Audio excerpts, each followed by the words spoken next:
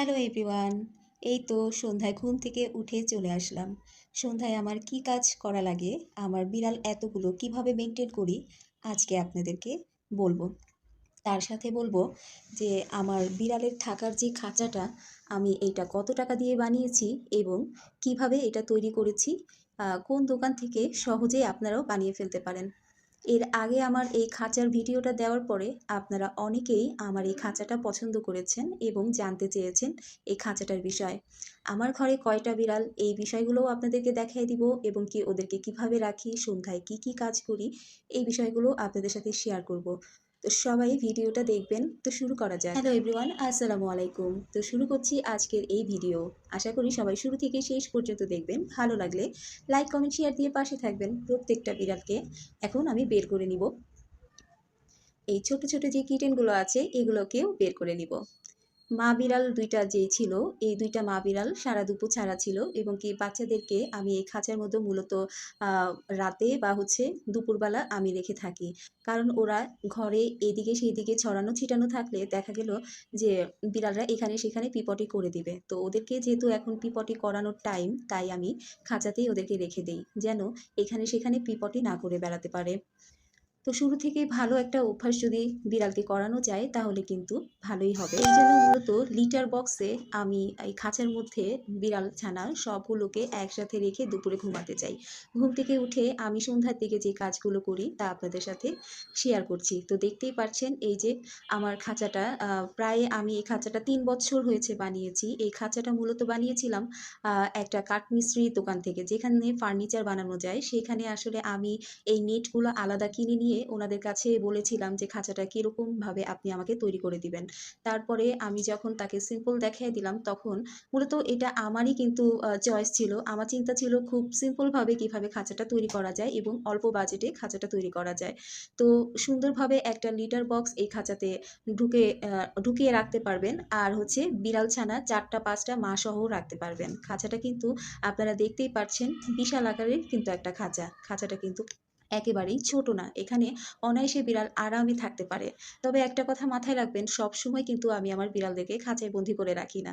ছোট কিটেনগুলো যখন পিপটি করার বয়স, ওদেরকে ট্রেন করাইতে হয়, একমাত্র তখনই আমি বিড়াল ছানাদেরকে খাঁচায় ট্রেন করানোর জন্য খাঁচাটা ব্যবহার করি। আমি সারাদিনে লিটার ক্লিন করি ৪ থেকে ৫ বার। বিড়ালের পিপটির উপরে নির্ভর করে কতবার ক্লিন করতে হবে। তবে মাস্ট আমার ৪ বার ক্লিন করাই লাগে। কারণ আমার ঘর আমি নিট অ্যান্ড ক্লিন রাখতে খুবই পছন্দ করি।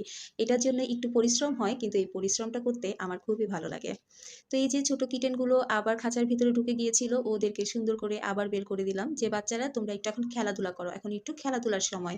তো আবার রাতে ১২টা ১টার দিকে আমি যখন ঘুমাতে যাব, ওদেরকে আবার খাঁচার মধ্যে রেখে দিব মাসহ।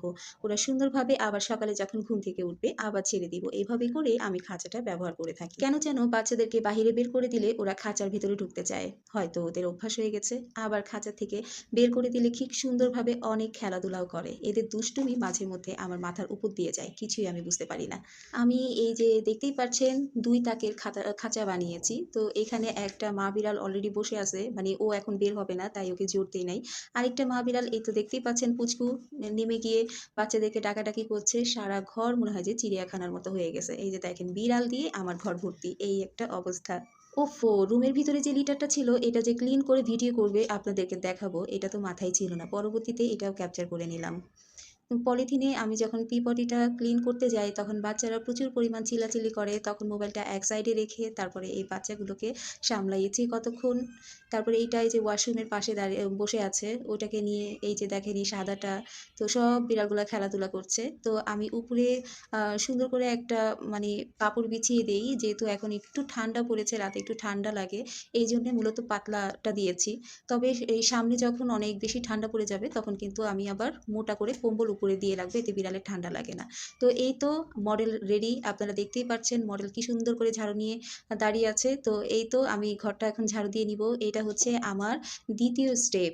কিন্তু ঝাড়ু দেওয়ার সময় দেখেন বিল্লুগুলোর অবস্থা, ওরা সব সময় এই ঝাড়ুটা নিয়ে খেলাধুলা করতে পছন্দ করে। আসলে বিড়ালের স্বভাবই এরকম যে বিড়াল ঝাড়ু দেখলে মনে করে এটা ওদের খেলনা, কারণ এইটা ইঁদুরের লেজের মতো খুব বেশি লাফালাফি করে, যার কারণে এটা দিয়ে খেলতে ওরা পছন্দ করে।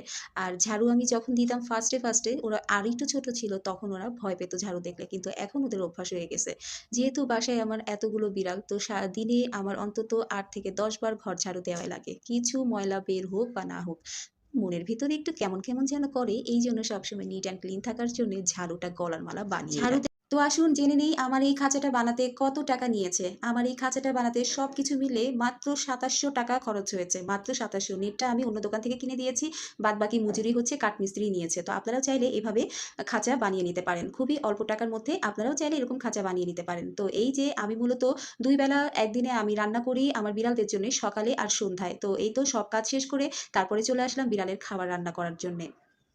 তো এখানে দেখতেই পাচ্ছেন বিড়াল, ছোট বাচ্চারা নতুন যেই জিনিসগুলোই দেখে না কেন সেই জিনিসেই ওরা ভয় পেয়ে যায়, সেটা দেখতে দেখতে পরবর্তীতে অভ্যাস হয়ে যায়। তো এই যে মিষ্টি কুমড়ার পেঁপে নিয়ে নিয়েছি ওদের মাংসের সাথে সিদ্ধ করে দেওয়ার জন্য, কারণ এতটুকু কিটেন যেহেতু, এই কিটেনগুলোকে আমাদের যদি একটু সবজি দিয়ে খাবার দেই তাহলে দেখা গেল যে বাচ্চারা কিন্তু খুব সুন্দর করে গিলতে পারে এবং কি ওদের গলায় বাজে না।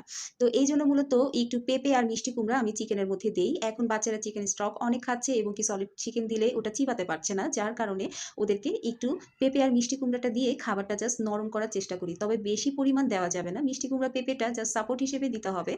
মনে রাখবেন পেঁপে আর মিষ্টি কুমড়া, গাজর, আলু যেটাই থাকুক না কেন, অবশ্যই মাংসের পরিমাণে সবজিটা কম দিতে হবে। সবজি দিয়ে বিড়ালকে পেট ভরানোর মতো খাবার কিন্তু আমাদের বিড়ালের জন্য সবজি না, ঠিক আছে? সবজিটা জাস্ট ওদের পিপটি যেন ভালো হয় এবং গিলতে প্রবলেম না হয়, এই কারণেই মূলত আমরা দিয়ে থাকি। তো আমি চিকেন নিয়েছি প্রায় হাফ কেজির উপরে রাতে, আর কাটতে কাটতে দেখা যাচ্ছে যে ছোট বিড়ালগুলো আমাকে জ্বালাচ্ছে, মানে তাড়াতাড়ি খাবার দাও এমন একটা অবস্থা। তো দ্রুত দ্রুত আমি কাটছি, এখন যদি আমার হাতও কেটে যায় তারপরও কিছু করার নাই। তো এই তো দেখতেই পাচ্ছেন কাটা হয়েই গেছে প্রায়। বিড়াল বাচ্চাদেরকে একটু লোভ দেখাচ্ছি যেন পরবর্তীতে ওর কাটাকাটির সময় আর হচ্ছে এই সবজি দেখে ভয় না পায়। তো ওরা এসে এটা শুঙ্ঘাশুঙ্গি করতেছে, দেখেন একবার অবস্থা। তো এই তো আমার কাটা হয়ে গেছে, এখন আমি মাংসের সাথে ভালো করে ধুয়ে বেশি করে পানি দিয়ে এটাকে সিদ্ধ বসিয়ে দিব। সবাই ওয়েট করতেছে খাবারটা রান্না হয়ে গেলে আমার বিড়ালদেরকে খাবার দিতে হবে বিকালে। এই জন্যে এই যে দেখেন এত বড় একটা প্রেসার কুকারে পুরাটা প্রেসার কুকার ভর্তি আমি মাংস বসিয়ে দিয়েছি।